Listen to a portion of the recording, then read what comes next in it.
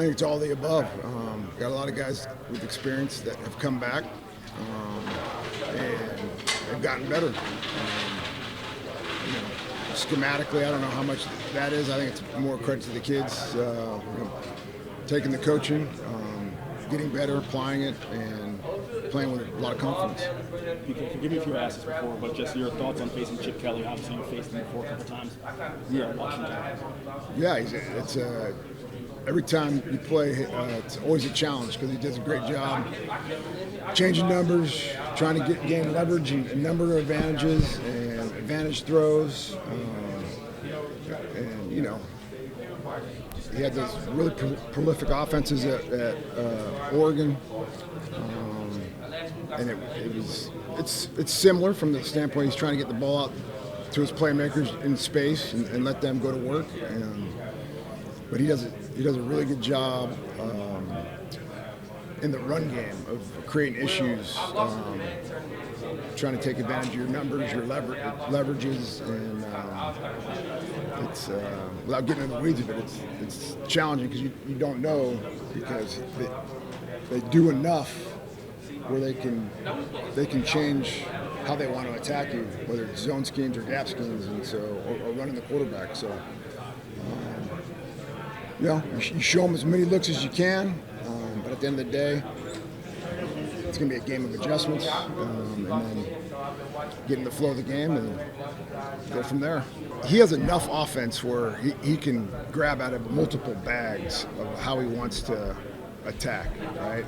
And so, at the end of the day, we only have so much time. We give them as many looks as we can, how we think they're going to attack us.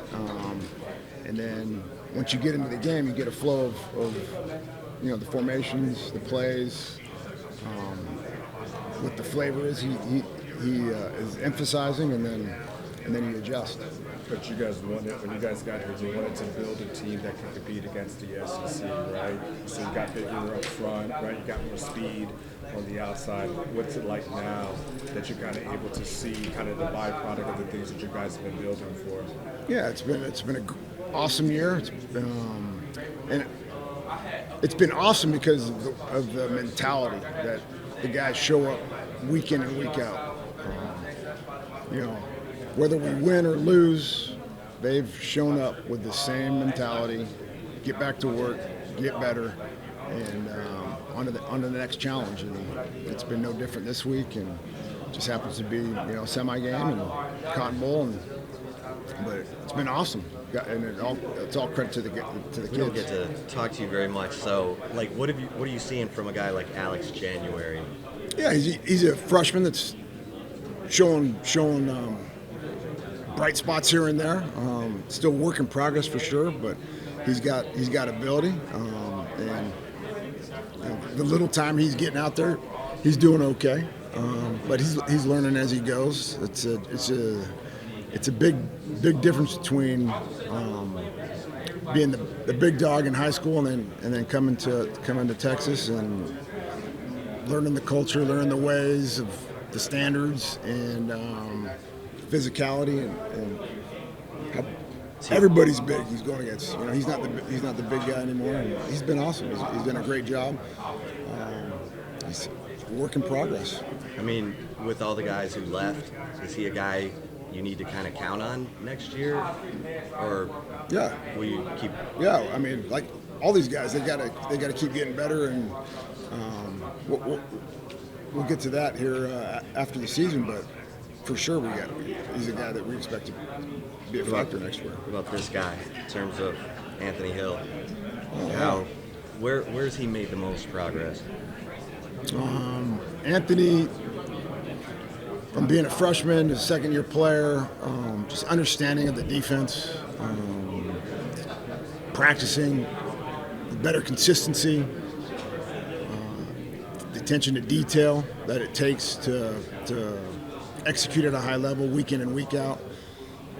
All those are he's improved immensely. But I think that the biggest thing is just his being comfortable in the system and the terminology and what he's supposed to do. But other than that, guys warriors. So, Coach, what were your first impressions of Anthony Hill? What do you think he's meant to this program? His first impressions was he was always around the ball, nose for the ball. He found the ball. He might not have done it the way we wanted him to, but the end result was what we wanted. So his ability to find the ball is huge.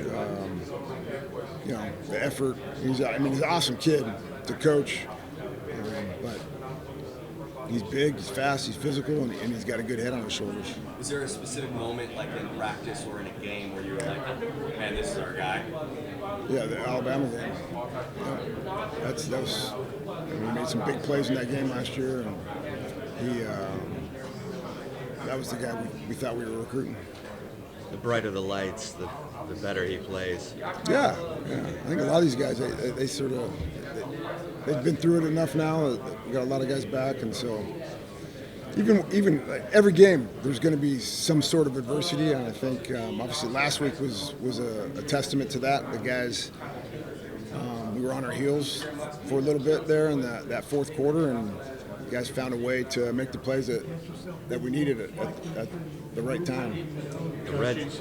You switched to more single high safety looks this year. How did that put more pressure on John A. Barron, and how did he mentally answer that call?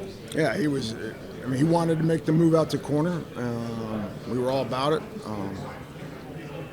He's a confident guy that loves challenges, and so he embraced it, right? And obviously has had a great year. I don't know if the scheme had anything to do with it. That's just the way he's wired. And then Jeremiah Smith, obviously a big challenge. Have you talked to him about Jeremiah Smith? Has he talked to you about it? We didn't have to talk about it. He knows. Keep the ball in front. We don't want him to get behind us, because that's when he makes big plays. And then when he does catch it, we got to do a great job of getting him on the ground. And if the first guy misses it, that's where the pursuit and our effort has got to show up to get him on the ground. So we're lining up and not giving up touchdowns. Some of the coaches around the country that aren't playing this week and are out on the road recruiting, y'all seen some personnel guys out this week. I feel like that's an advantage, a disadvantage to still be playing. I think being one of the 4 teams still playing, that's an advantage. That we don't get to go out and get face to face with these guys, but I think everybody would rather be playing than out recruiting right now. Coach, I was able to catch up with a few of your former boys at some point. One of the things they said. Who's that? Well, so you can guess the question. Okay. But they talked about your strength in utilizing guys in the right way, in the right places, kind of having that for it. One guy even said you used him 60% of the time. You always loved it, and they wish you well in this game. But is that a skill that you acquired over years of coaching? How do you hone that skill? Knowing guys? I think it's more of a skill for guys that maybe aren't as I want to say dynamic, but everybody has weaknesses, right? There's more guys that have weaknesses than that have all the tools, right? And so finding ways to involve the guys and let them play to their strengths is probably, that is more of an acquired knowledge over time. But yeah, I'm curious who that was. Winston Venable. That's who I thought. Okay. They wanted to say keep doing it, but they said that was your strength. So I just was curious if that's like a field thing or if it's something you picked up. You're always trying to get your he's one of our more physical players, but you're always trying to get what your players do. That's what you want them to do, right? And so, every coach is finding. They know who their players are, and so they're trying to get them involved. I guess it's the nuance of trying to find maybe not your top tier guys, like what do they do best so they can be productive within what we're trying to do on the defense. It's a long season, and there's been no drop off week in and week out with how they've approached the next opponent. Right? Win or lose, they came back to work, and I've had great practices, good practices.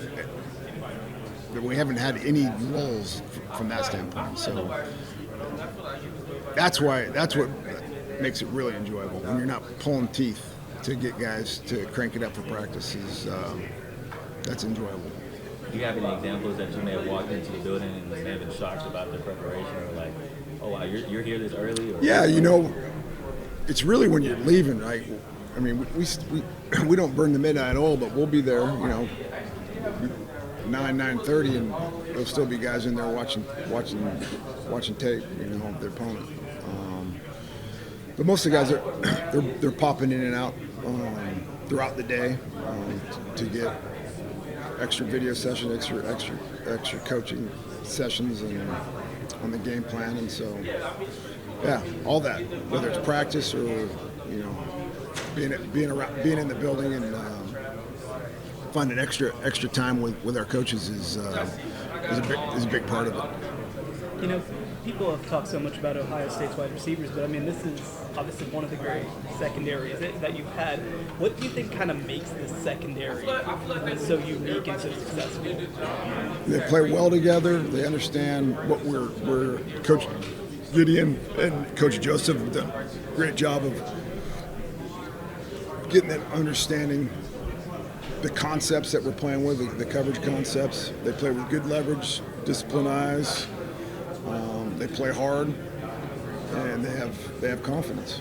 You guys have given up more passing yards in these two CFP games than you had in the regular season games. Is there anything you attribute that to? Better teams. I mean, you get here, you're going to play better teams. You're not going to, as much as I would, and our guys we would love to smother every offense every week. It doesn't, it's not going to happen.